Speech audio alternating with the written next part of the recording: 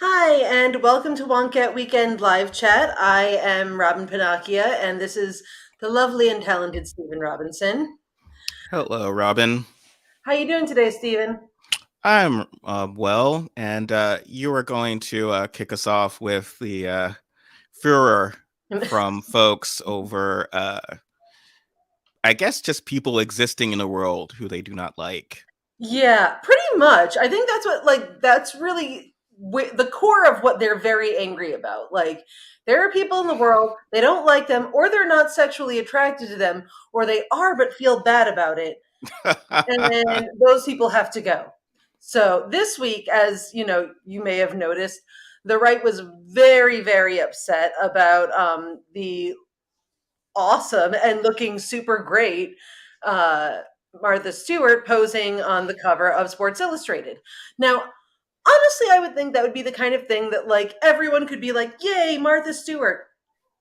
It's great when she does kind of cool non-Martha Stewarty things. Like we like it when she hangs out with Snoop Dogg.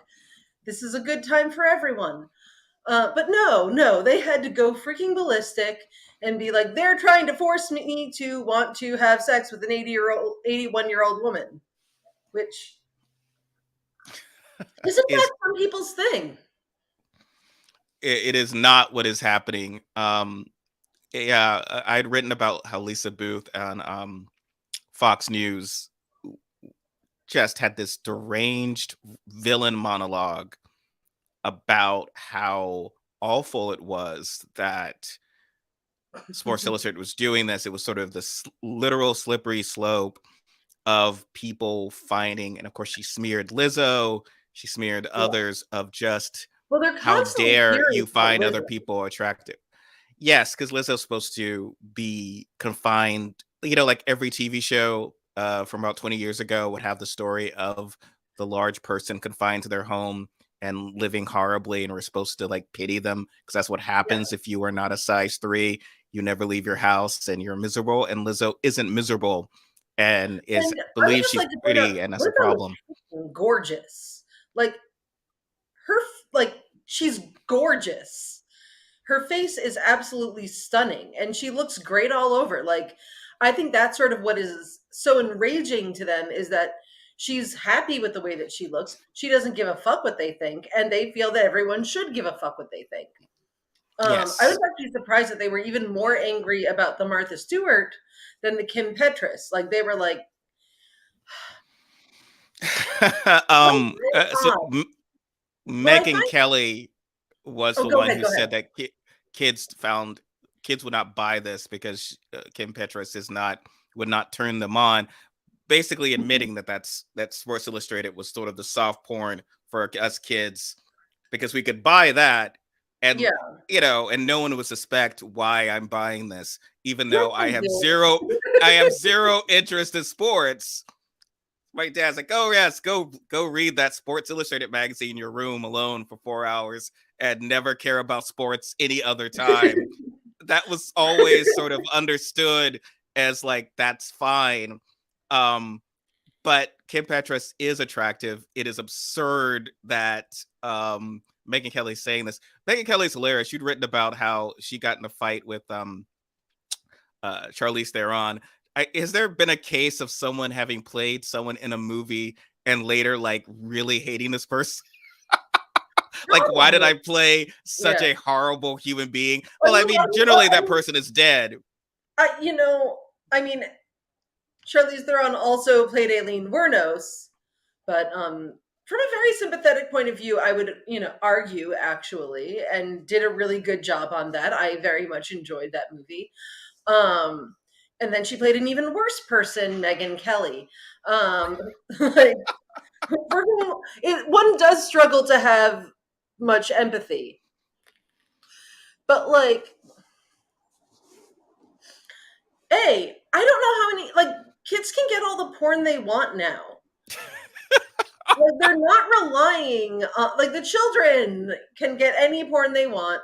Like, they can get grandma porn if that's what they are into. Yes. Um, Not to be all kids today about porn, but really there was once where there was like also In Style magazine was the stealth porn. Like there was tons of these stealth porn magazines for kids or horny In teenage style, boys in really? the late, because you would get, it's those ones where, because you were like a horny 16-year-old, just like, and I will have like flashbacks. It'll be like just that Fabulous Baker Boys Michelle Pfeiffer spread, which is supposed to be promoting the movie, but just literally just her in a great dress is like, Yeah. that's all you're very happy to get that, and you have that in magazine, as opposed to now people just go online and find tons of, there's no stopping it. And that's why Yeah, Josh they're not. Hall, I don't even think kids.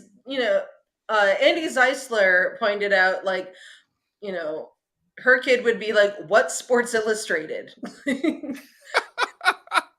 Like, they're not looking to Sports Illustrated for jack off material anymore.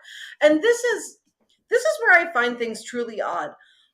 I have constantly been bombarded by men I do not, or people in general that I do not find personally attractive. But if they see people that they don't find attractive, then they're like deeply personally offended by it. And it's the strangest thing. Like, I can't even I can't quite fathom it. Like, I don't happen to be super into Ryan Reynolds or Ryan Gosling, like zero blonde Ryans. I'm not into it. And I had many arguments with people over the fact that I do not personally find Ryan Gosling all that dishy. And neither the Ryans then, so neither yeah, Ryan Reynolds nor Ryan Gosling. yeah, I was watching doesn't do much for me. one of my favorite X-Files episodes is one that features Ryan Reynolds. Not Yes. Oh features. yeah. He's killed at the beginning.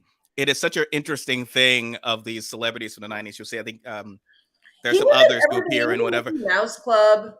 but he's like at the Yeah. beginning, he's killed in the opening credits, and he's not even in like Hmm. the credits at the Yeah, it's beginning one of where this. they're camping, right? Yeah, Like, yeah, he's at the end. Is he only turns up at the end as like was in this episode, and he's like now a yeah. major movie star, which happens probably bigger than David Duchovny and Gillian Jack Anderson, who Black I both adore. Jack Black was in, yes, the and one with Giovanni Ribisi, I believe, same episode. same episode. Yes, they were friends. It was Yeah. one I was seeing. It was like, oh right, Jack Black was very young.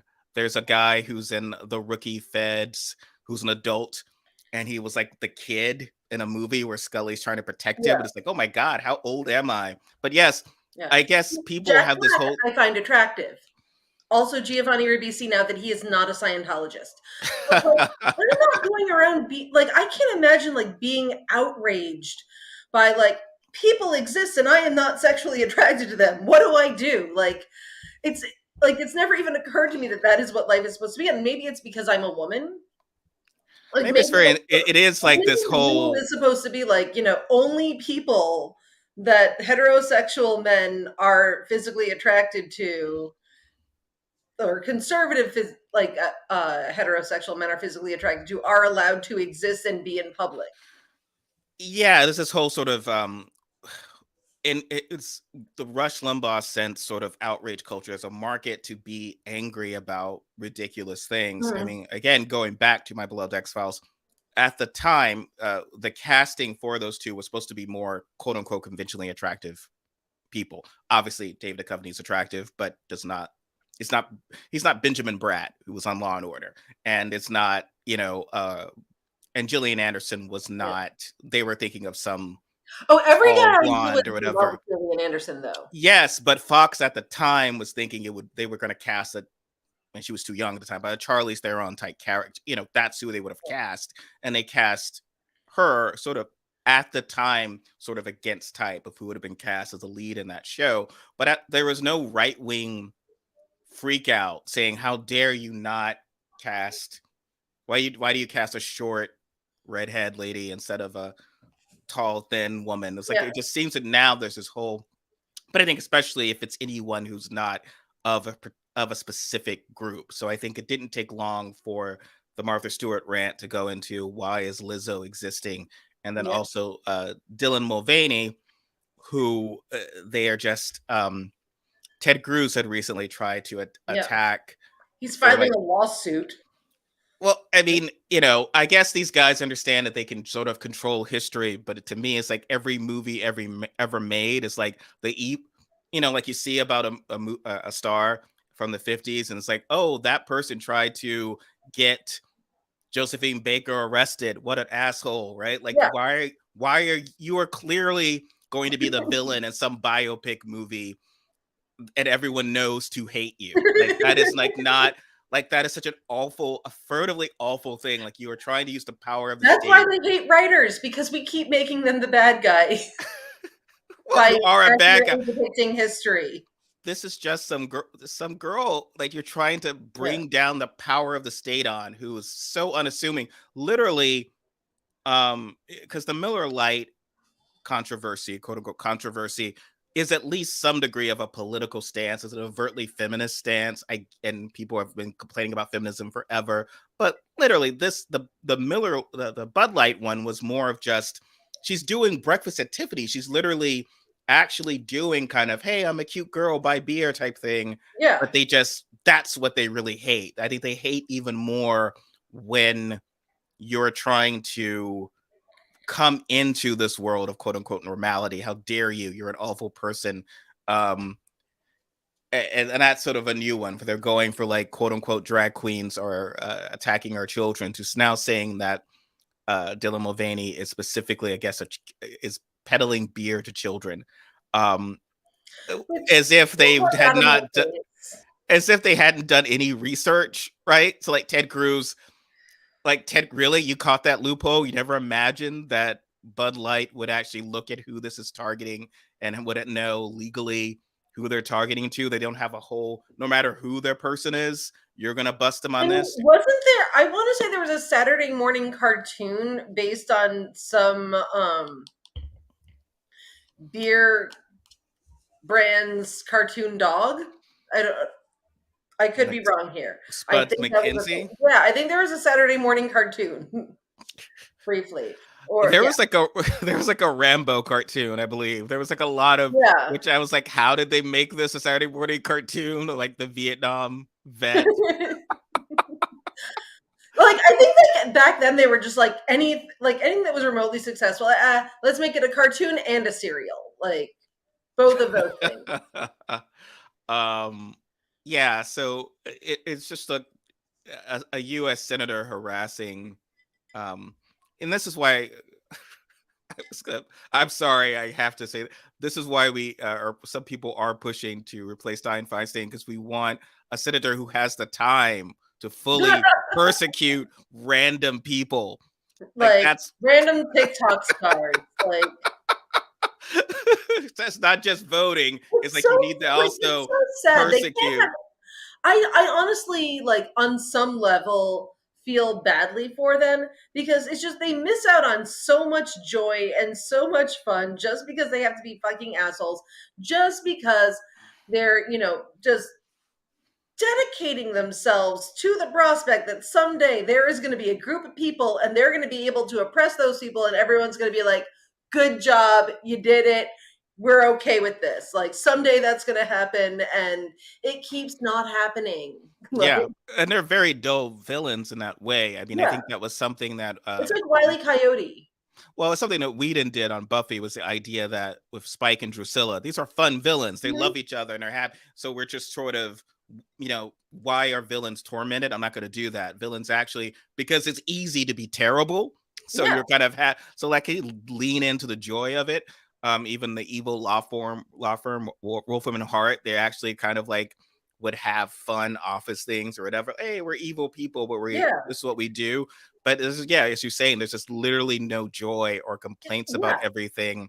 They just hate that the world exists and is modern, and that we don't like them. I mean, that just tends to be this constant resentment of everything. And it's just this, like, oh well, no one will let us be in charge of the culture, and that's all they keep, trying to do, instead of like just fucking enjoying things. Like, drag queens are fun, you assholes. Like, they're a great time.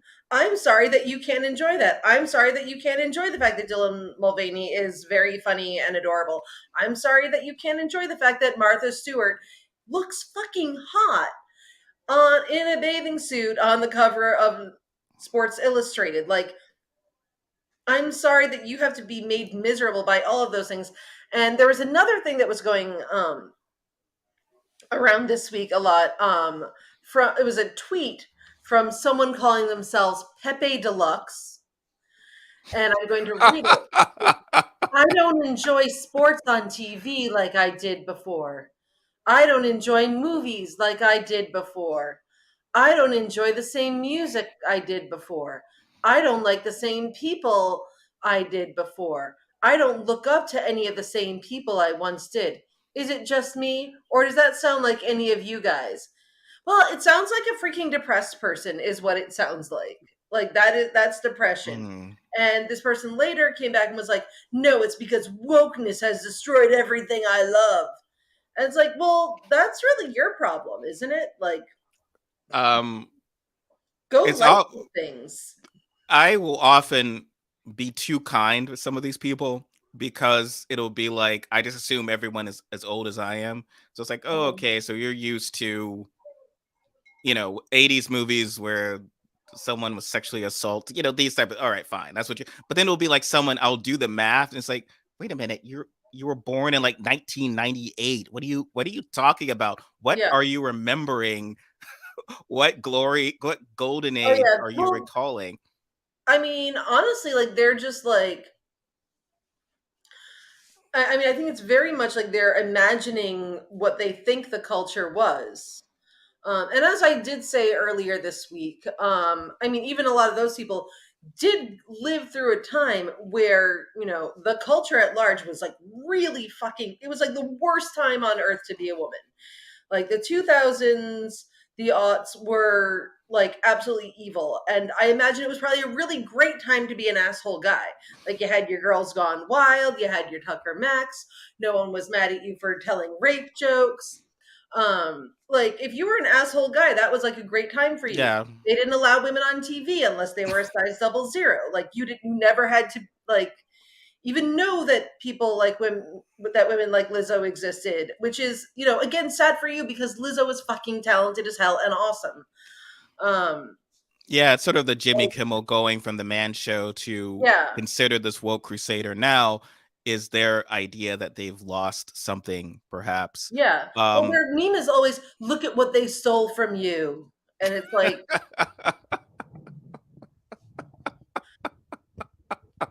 it's so fucking pathetic. Like, no, you don't yeah. get to live in the same century forever or same decade forever. That would be weird and boring.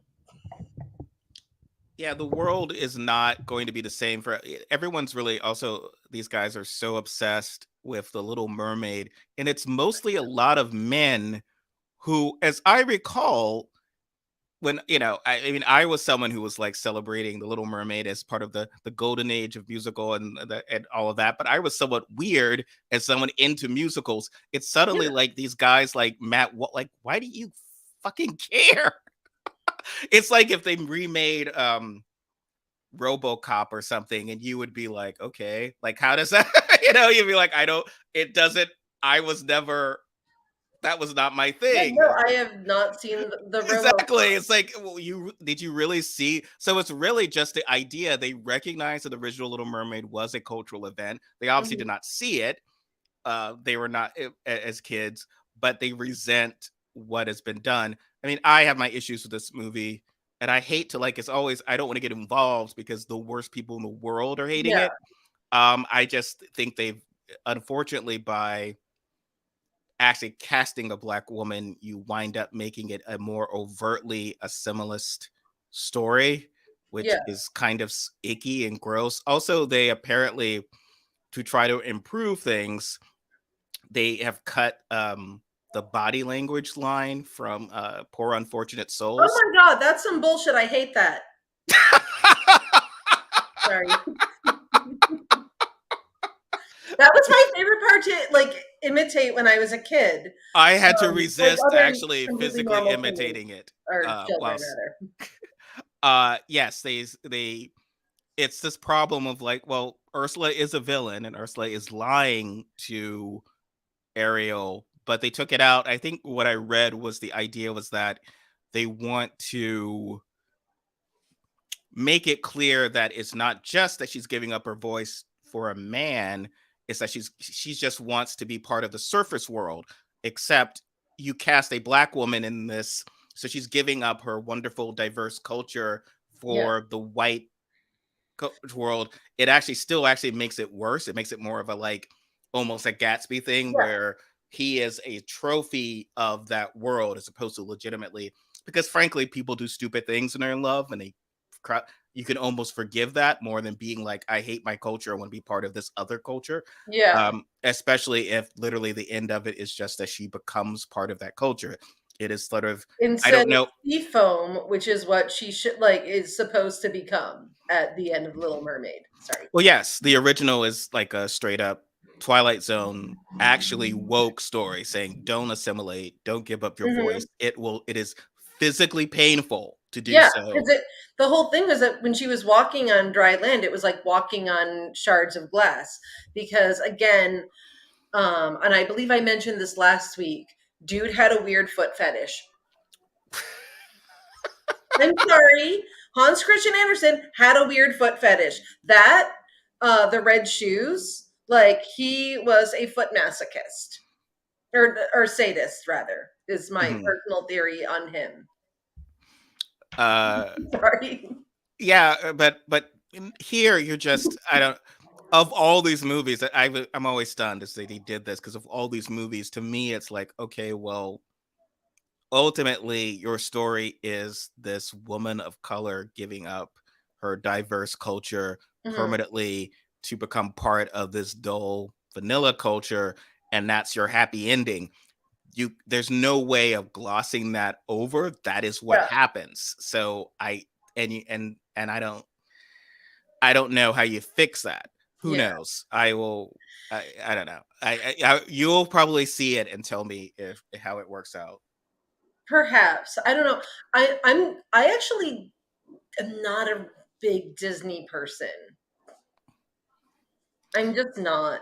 Um, No, no, you're an OG liberal. So we're of the liberals yeah, of the generation where you're not supposed to like Disney. That was like a very over, yeah. Disney's the evil corporation. But then suddenly, And like now Disney's a DeSantis and woke others, corporation.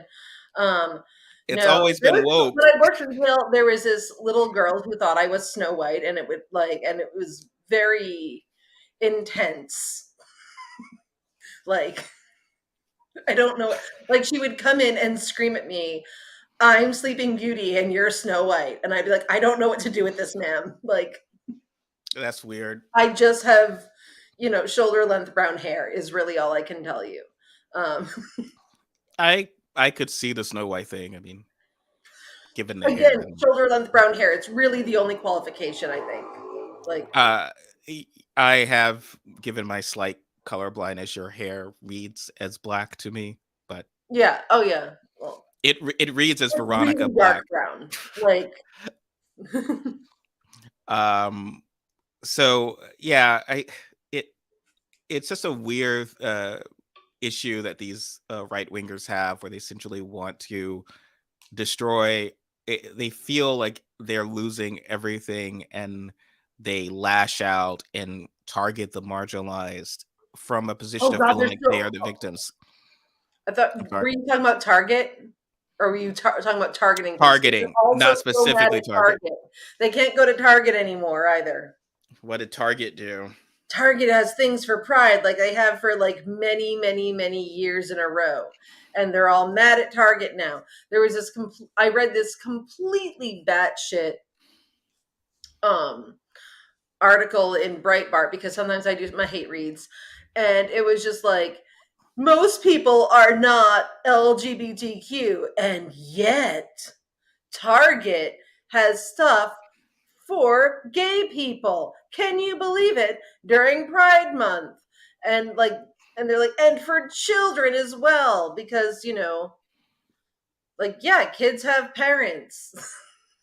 Like, this is not like a big, huge surprise.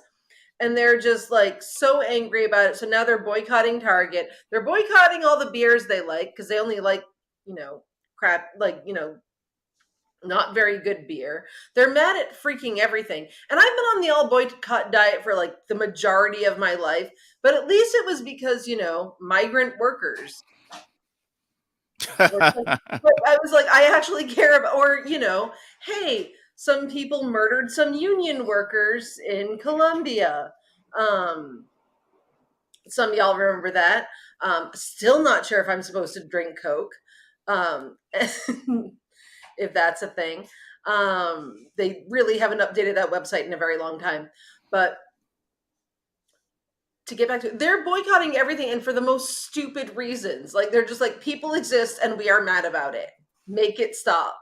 Like, Yes, they feel put upon and tormented. Obviously, poor fellows. I poor unfortunate souls. It reminds me when you were talking about pride, because Matt Iglesias, the columnist, was talking about some sort of it's common sense that people shouldn't feel guilty for their past sins and past crimes and so forth, but ancestors, what did they do? Like collective guilt's a bad thing, a sort of very sociopathic position. And it's always frustrating to me because at the same time, well, you can't, if you're all hooray, my ancestors either discovered America or built this or did this, things that I did not literally do. If you're claiming that without claiming any sort of acknowledgement of bad things, then you're a sociopath. So you can't have both. You've got to like, either I only exist in this moment and it doesn't matter that, I'm not, but you literally can't call yourself a daughter of the American Revolution without also being, I am a daughter of these other things that happen that are bad. Especially if part of being in that club means that I am special, and opposed to those of you who can't link yourself to that because you're an immigrant or an enslaved person. Iglesias reminds me of the other thing that frustrates me. Every time, election time especially, there are a certain breed of Democrats who like to talk about how no matter what happens, Black people are the base of the Democratic Party. We're what matters. And that's incredibly flattering, except it is fundamentally untrue. And I know why people want to say that, but we're not prioritized. Like, voting rights was not what was prioritized in 2021. It was infrastructure. And it is not as if Manchin and Sinema are like, oh, my goodness, when these civil rights groups said, for God's sakes, kill the filibuster to protect voting rights, or even protect abortion rights from, another, for women, a major Democratic demo. There's no response to that. So to me, it pisses me off when it feels like I'm being told I'm important when I need to have my vote shored up. And then when you govern, you're governing for suburban white women. Because every time it's like, okay, well, we can't do this police reform bill because it will look like we're going to be releasing murderers on the street that will scare suburban white women. We can't do XYZ because suburban white women. That, to me, that's who matters. Well, I mean, I guess to be fair, at least they're not saying it directly anymore. I don't know if you remember back in the day, they're like, the soccer moms. The soccer moms are who we must reach. Yes. Like, that was super weird. They would always say that, and Iglesias is someone who, in the Biden administration, is heavily read. So it's not Charles Blow. So if black people were uber important, right? The people that the administration was reading and like listening, it wouldn't be Iglesias or David Brooks, and that those were, including back to the Obama administration, it would be Charles Blow, Roxane Gay, like tons of black. There are tons of black women and thinkers, but instead it is clearly, especially even more so now, never Trumpers who kind of influence the dialogue. And so be honest about it. But clearly Republicans, it's clear who their base is, right-wing extremists. And as a result of that, we're going to pass, your feelings are hurt because you lost this election. We're going to pass these voter suppression bills for you. We're going to pass these anti-abortion bills for you. And I think you've written about this whenever people would say, don't worry about Roe v. Wade being overturned, or don't worry about extreme abortion bills, was like, you're sort of the idea of, well, no, Republicans do actually do what their base Yeah, they aren't afraid of the soccer moms. So I don't, yeah, no, no, no. They'll alienate soccer moms they if they don't bad. care, They don't but it care. works for them. It works for them, and I always say it's like if you just do stuff and carry it off, people will go along with you. Like that has been my experience for most of my life. Like, they're not people. I don't want to use the word assimilate, but people, it's like people get used to things very easily, like so much more easily than we think they do. And so if you just come out and you act like some shit is normal, a lot of people are going to go along with you because they are lazy. Um, People are basically lazy and they don't really want to have to put that much thought into things. And so, they're not going to Republicans will come out and do things that are extreme, but they'll walk them off like this is perfectly normal and will not admit that they are extreme, and that is to some people appealing, I guess.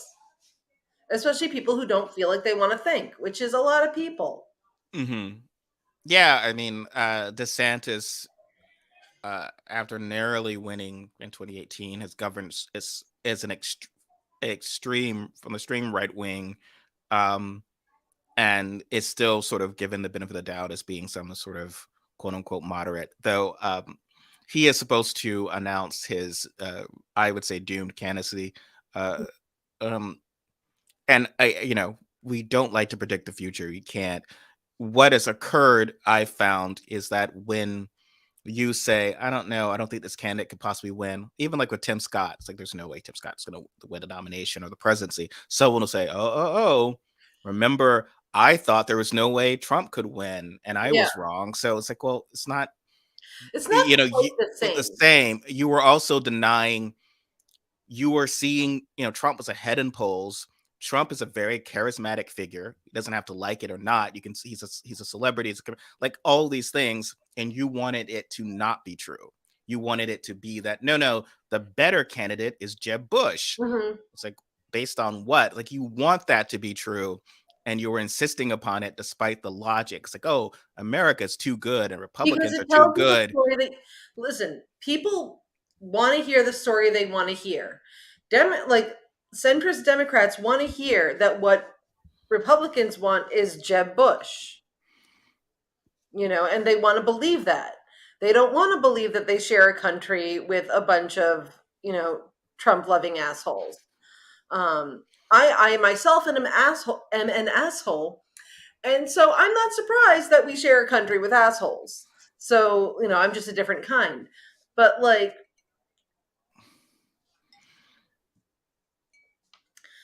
the thing is, they just,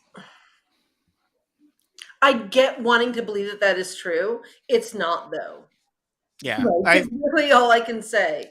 I It's the think same thing as yeah. Republicans wanting to believe that the world that they want to live in exists, which it doesn't.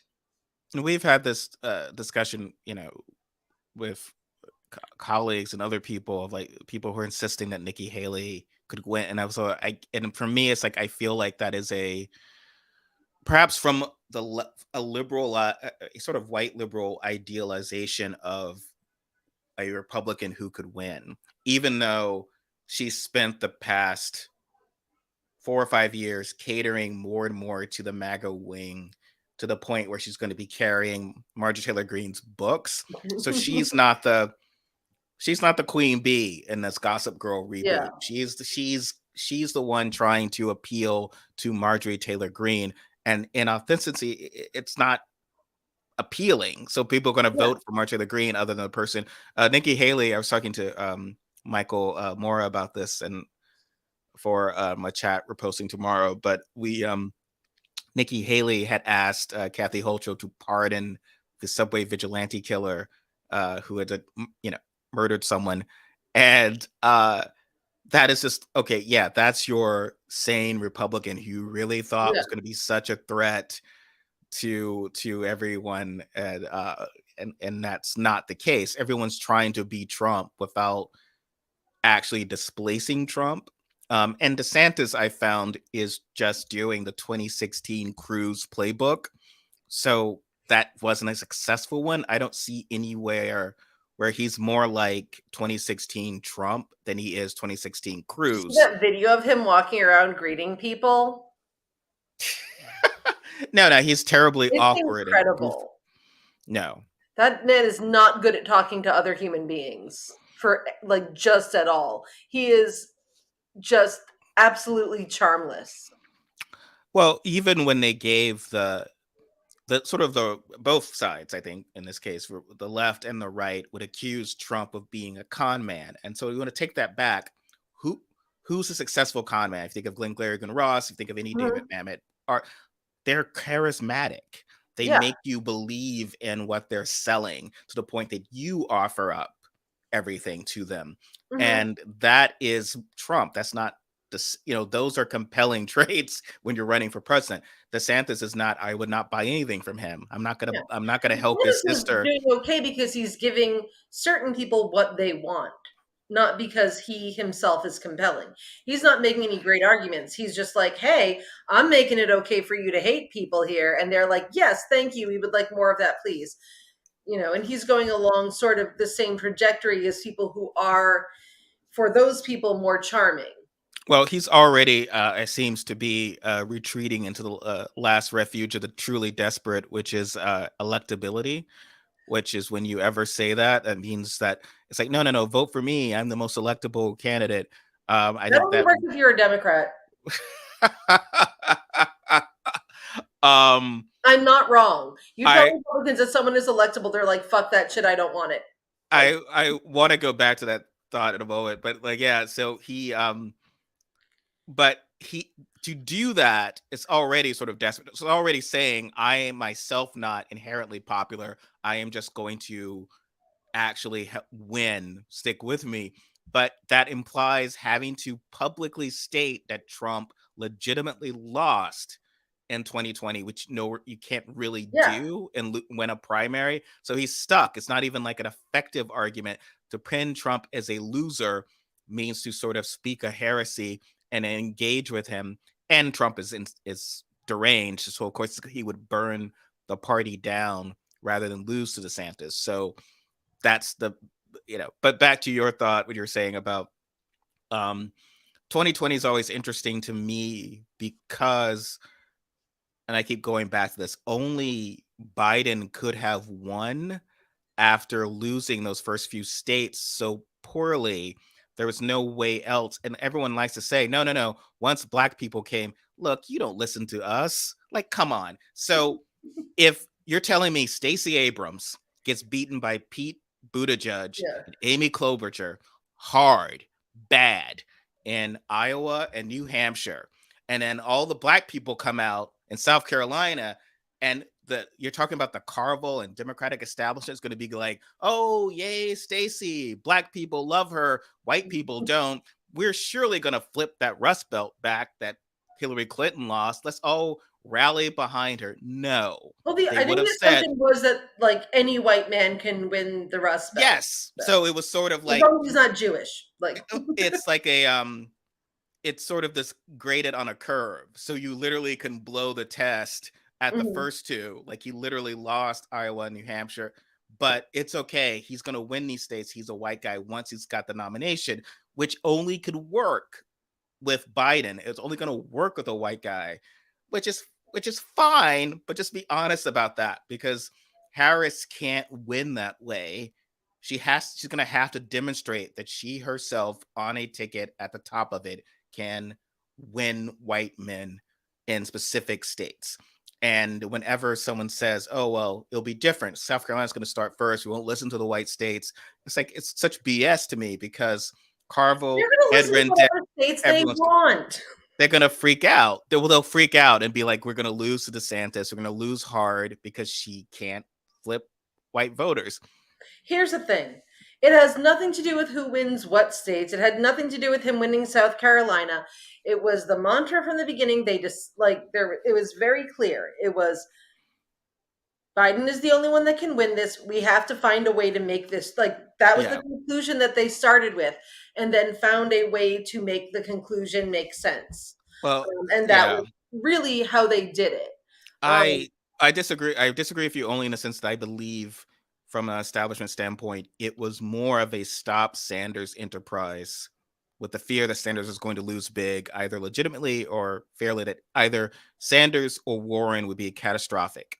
So if Biden had, if there was a Hillary Clinton or anyone else running against Biden who was legitimate challenge, who had won in uh Iowa and New Hampshire, I think then you would have seen folks shifting to that. I was doing a lot of the reading at the time. They're sort of desperately looking for a who can beat Sanders, who it seems to not No, be I definitely do. Biden. I do think that that's part of it, but I also, like, at the same time, very much feel that, it was kind of in from the beginning. Like, the thing that people kept saying was, oh, well, if Joe Biden had run instead of Hillary Clinton, he would have won easily, which, who knows if it's true. And then, you know, for a long time, the thing that the wise people kept saying is, oh, well, if Biden doesn't win, then it's going to be Kamala Harris. And that was the rule. And then if Biden doesn't sign up to, compete, it's going to be Kamala Harris. And that's who's going to win. And so, they were basically saying that from the beginning, and it was the accepted wisdom. I think it was difficult when Harris didn't do as well in the debates to make it sort of like it could be either or thing. But I also, no matter how badly Biden did in the debates, it was still repeated over and over again. He's the only one who can win. And there were a bunch of boring white dudes who were running that, like, there were boring moderate white dudes. I don't remember their names. Well, I'm Like, sorry. That's why I'm angry. I'm a like, little angry. I'm sorry about this. Well, because it was just now everyone's like, oh, because apparently they believed all you need to do was have Darth Vader or whatever the Democratic nominee pick up Donald Trump and throw him down the mine shaft from Return of the Jedi. Everything was going to be great. Instead, no, actually, an even stronger fascist movement emerged. Like, literally, yeah. America was attacked by these fascists on January 6th. And so it wasn't just, it really was. There's like a Pete Buttigieg tweet about hugging your Trump neighbor and being nice and everything, like on the 8th, like November 8th. It's like, no. And I remember I wrote something about this. Like, I don't know, Pete. They seem real mad. I don't know. I Yeah, don't want to hug. I'm gonna get shanked in the yeah. back. Let me just Stephen, I would let me not cool off. recommend you do that. Let me cool this off for a bit. And I don't want to do so that either because I'm pretty sure they try and grab a boob. Just saying. so it got like, okay, well, now we've this is we're in the shit, but our president is very old now, which is a known quantity. I was saying that in 2019. He is old, and based on all science, he will get older. And there's all these white guys who ran. So like, look, I mean, if you just want a white guy, there's Tim Ryan, there's Seth Moulton. There's other Tim Ryan. I think we just started calling everyone Tim Ryan at one point. Yes, that might have been me. Jay Inslee, who was at the time, not at the time of the, shortly before that, was my governor. He was a great guy, great for climate, but he was a white guy. Why not him? Yeah. Who we could comfortably say would survive through the next term. But this belief, it was like such short-sighted thinking. So now everyone's like, oh my goodness, now Biden's really old, and our best shot is if Trump runs again. And even though that'll be a 50-50 chance of Trump coming back, and oh no, what if it took the timing of that is very weird. And I feel like Democrats are not helping that matter with the idea that our nominee is going to be, in his early 80s in next year, with this whole how they're responding to the Dianne Feinstein situation, which is to just be zero transparency, to sort of wheel someone around, to literally kind of do elder abuse, right? Like, I've seen stuff on LinkedIn. It's like, it's okay as long as someone can vote. And it's like, well, what if you're a swing voter? You're like, I don't trust that Democrats are gonna really say, okay, things have taken a turn for our elderly president, and maybe it's time to make a step. It doesn't look encouraging to me given how Yeah. they've been responding to the situation. So I don't know. I I've been My question is, and I brought this up in one of our group chats this week, is Clyburn's thing where he was like, well, it's understandable that he would want Carolina to be first, and it's not a present for, my having brought him the votes. It's because he wants to avoid embarrassment. And what I don't understand is how that's a compliment. Because I know it's supposed no. to be a compliment. Because it's coming from Clyburn, and Clyburn is like all the way team Biden. Yes. Um, No, I mean it is not a compliment. It would be like if that's me throwing shade at someone, honestly. Like, that's a bitchy. I would say that if I were being bitchy. it's Like, like if you were my wedding planner and you took my wife aside. It was like, do you really want to do a first dance? yeah, like, Are you sure? Like there's other ways you can kind of segue, but I saw this guy, it's gonna be embarrassing. You could save yourself some embarrassment. It's not good. It's just sort of it's well intentioned. You don't want us to humiliate ourselves, but like, yeah, it's not like I think the best of you in this scenario. yeah, I don't this whole thing with the primary, and I guess it's the consistent rule of any primarying of someone means you will lose because Jimmy Carter and George H.W. Bush and these others were primaried and thus lost, which is some questionable logic. But if that's the case, it just, all right, fine. If there's just not going to be a primary, and that's fine. And you don't challenge an incumbent president. So, but what you're saying is it's 8 years, which is fine. But a lot of 2020 was the idea that it wasn't going to be, oh, no, yeah. I would be 86. I obviously not running for 8 No, it years. was very But like, now, and then I'll pass it. Like, the Kamala people kept saying, like, oh, he'll pass it on, like, he'll run, and then Kamala will run next. yeah. Like, that was Um, what I heard was going to happen.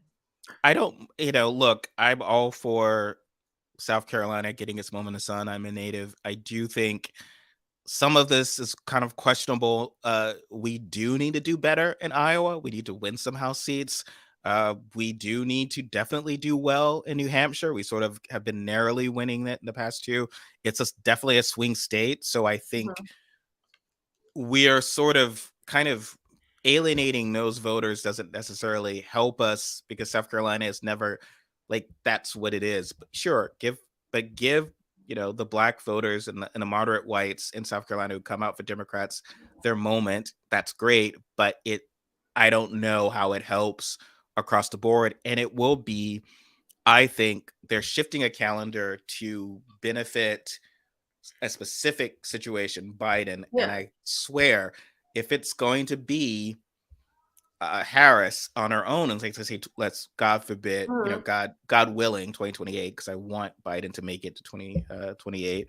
Um, she's gonna have to like not only do well in South Carolina, she's gonna have to eventually confront Iowa and New Hampshire. You can't escape it. If you're a black candidate, you're going to have to show that you can win in these states, Mhm. or people are going to be very nervous that you're going to wind up with DeSantis in office. So, I mean, I don't think it's the greatest plan ever. I don't. Like, I think, you know, one thing we should perhaps, Democrats always like to talk about, or they used to. Clinton's big thing was, let's take all of the Republicans' best ideas. How about confidence? Why don't we take that? Why don't we can fucking win anywhere. Give us a state, we'll win it. Like, that is, a lot more encouraging, I feel, than, oh, we have to have, like, you know, a situation where he wins the first primary or else that'll be awkward. That doesn't sound good to me, and I don't know. well, speaking of confidence, Mm. it brings us to the debt ceiling. What's happening now? Just very quickly. So it looks like, as predicted when we were, a lot of people were Mhm. begging them to do something with the debt ceiling by themselves for reconciliation at the end of 2021, was that Republicans were going to take control, going to take the economy hostage, threaten to shoot the hostage, and Democrats would fold. And there was no reasoning with Republicans. The only benefit would be if you were willing to let the economy explode, which would be catastrophic, and that Republicans would all get blamed. But that was never going to happen. Then the Whatever. dollar would still be fucked worldwide. Like, Yes, and it's going to, and that happens. McCarthy understands that that's the guy in the White House gets blamed for that. And so that's going to be in Republicans' best interest, to the point where Trump was saying let them default at his tongue bath town hall. And so now we're in a situation of where it looks like, Biden's going to have to give in to certain amount of cuts, like a work requirement. And centrists online are already saying, don't fight for a work requirement because poor people aren't worth fighting for. I get that, fine. And they're also, but to me, that's classic. Not only are you going to give in, but forget it. Like, they're going to ask for more than just a work requirement. They're not going to let you have the sort of mid-90s Clinton negotiation, right? Where he can then say, hey, look, I worked with my friends across the aisle and only screwed over some poor people. And look how great I am. We made a deal. Republicans are going to go for blood. They want to pants Biden publicly. They want to pants Biden publicly. The best way would be getting not just that, but like having him to rope a lot of really painful concessions to make him look bad. And a lot of the people who are doing the Nancy Pelosi memes with the sunglasses, they're going to be in a situation where it's like Kevin McCarthy putting on the sunglasses because he's like going to come out of this. Everyone's thinking he was going to be Kevin McCarthy's Waterloo, that he was going to get, Biden was going to outmaneuver him. He was not going to walk away with nothing. And all the Republicans, especially the on the MAGA wing, was going to bounce him. And that is not occurring. It looks like everyone's standing behind McCarthy, and Republicans going to get some major concessions that are going to, hurt people. I don't know. What do you and some of the other folks think? How did we sort of get here and wind up in that situation where we're losing? Honestly, I don't know. Like, I'm not really. I think with Republicans, they're basically chaos demons. Like, and all they like, it's like there isn't anything in particular that they want except for, Democrats to fail and to look bad. Like, they're not. There isn't anything that they really want other than that. But accumulating power, So, they will accumulate power to torture marginalized groups. They will. And some of this stuff is right-wing House Freedom Caucus wish list stuff. And honestly, getting those concessions. I gotta tell you, the base does not care about almost any of that stuff anymore. Like, they really don't. In fact, I would actually, weirdly enough, the Republican base is getting very I don't want to say left wing or whatever, but like left wing in terms of economics. Like, they don't like right wing economics are no longer popular at all. Like, the and everything, they become extremely unpopular. And there's actually like now starting to be like more, oddly enough, more support even on the right for things like childcare and healthcare and all of that. Like, and that's the case. That's not the people in charge. But I think the base loves the humiliation of Democrats. So by melding that, they're saying we're no longer we can give you. So the establishments realize, I can get all of this Paul Ryan type stuff, and Marjorie Taylor Greene and her lynch mob will support me and advocate for it because I will spin it as hurting people they don't like. And so here it's like they will be the first. They could be losing their own VA benefits. They could be losing their own. They could have to do their own work requirements. But a lot of those voters will be like, oh, wow, they showed it to Biden. Republicans showed Biden who's boss. They pantsed him publicly and got these concessions. So I think anything that Biden says, I'm not going to let you have, and McCarthy stared him in the eye and took from them, that's just the ad. I stared him in the eye and took from him, and they will lead to that. It doesn't matter what it is. It doesn't matter if those things hurt them. Like, that's all they want. Like, yeah. So it's a unfortunate situation.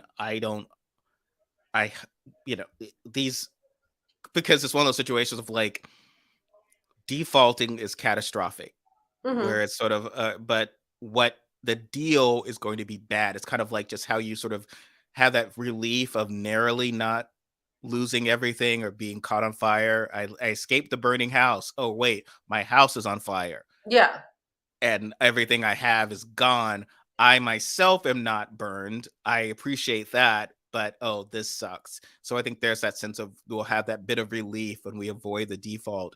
But then, and I think Republicans will, I think as someone commented on, they will keep doing that. They will keep holding the nation hostage over the debt ceiling. And it's just one of those, it's like the filibusters, absurd things like, why do we have this? Because Republicans use it for evil. Because the idea is that if we just let them use that for evil, then they'll let us get some good done. And it never actually happens that way. There shouldn't be no raising it. It's like, no, we're going to pay our debts. That's how we roll. And we do our budget stuff separate. And that should have been the bottom. We're not going to like have, but it's a sort of, mutually assured destruction only kind of works if both sides want to avoid it. And I think Republicans now realize, no, we can drop the nuke. And as long as we control the media narrative, and sort of signing off with that, I think would be that, just popping that in there. Agreed. Sorry. Yay, 14th Amendment. Yeah. I think that's not going to happen. A lot of the Biden not, but like it would be cool if it did.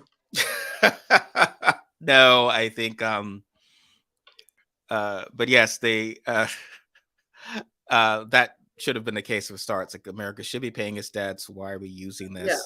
But now it's sort of figuring out what deal they can kind of make. Before we head out for the day, what else do you have of either going on that people should look forward to tomorrow, or anything you would like to say, folks? I haven't quite decided yet. As of right now, my main plans are do in fact involve the Real Housewives of Atlanta, but I'm sure I'll come up with something at some point soon. And you? We're talking about Tim Scott's official presidential grift run, and Cory Booker was saying nice things about him, about their friends. And it's always those things of just like, okay, well, he's a really bad person who keeps like, he's not even like, if you were friends of Lisa Murkowski, there's like a list of stuff of like, okay, she's a Republican, but she voted to save the ACA. She voted for some, contingent Brown Jackson. But like, no, like Tim Scott is overtly terrible on every level. And I feel like it's only in Washington, right, where you here's my friend, Robert and I at work try to make each other miserable, but we're really good friends. Like, what? Like, you go to work and you're each trying to, like, I'm actively trying to destroy you and ruin you, and I say awful things about you. That would be so mean. I would not like that at all. Yeah, and then you're like, but Steven and I have a bond like that before. It sucks. Steven and I have a bond. Like, what bond? Like, I don't understand. Like, he's terrible to you and to everything you believe in. So I have no. There's like, we have the same haircut. Like, well, that's what he said. We're tall. Yeah, tall guys. It's like, that's great. That's great. He still lied about the racists in the Congress confuse us for one another. Tim Scott did, to his credit, allow Dianne Feinstein to congratulate him for winning the Georgia runoff. He went with it, according to some reporting. I wrote about this last week. She was came out to him very sure of herself. It's just like, I was rooting for you in Georgia. Welcome to the Senate. Of course, he's worked with Dianne Feinstein at this point for a decade, but he was just sort of it was the only thing that Tim Scott and I would say, ever had in common, because I've had to do this. It's just like, okay, yeah, that wasn't me. You've confused me with a different Black person, but let it go. They do not look alike. No, he's Not even here. remotely, especially like in the mouth region. Yeah, no. Yeah. Also, That Cory Booker is like objectively better looking. yes. Well, she had Um, confused him with Raphael I Warnock, know, but I know it's Warnock, but yeah. yes, I'm but just like, Cory so I Booker know is they all play objectively for each other. But yeah, no, looks nothing like Raphael Warnock. Like not even on the same planet. But yeah, I don't. just wear. They make it wear a badge. That's what I would do if I were like one of the three black. Like, we just try to always wear a badge, have my name on it or whatever. Or just try to. That's the best we can hope for. Thank you again, Robin. Have a pleasant in rest of your Sunday. You Thank you, two also everyone. as well. Like, share, subscribe. We'll catch you Yeah. next time. Bye bye.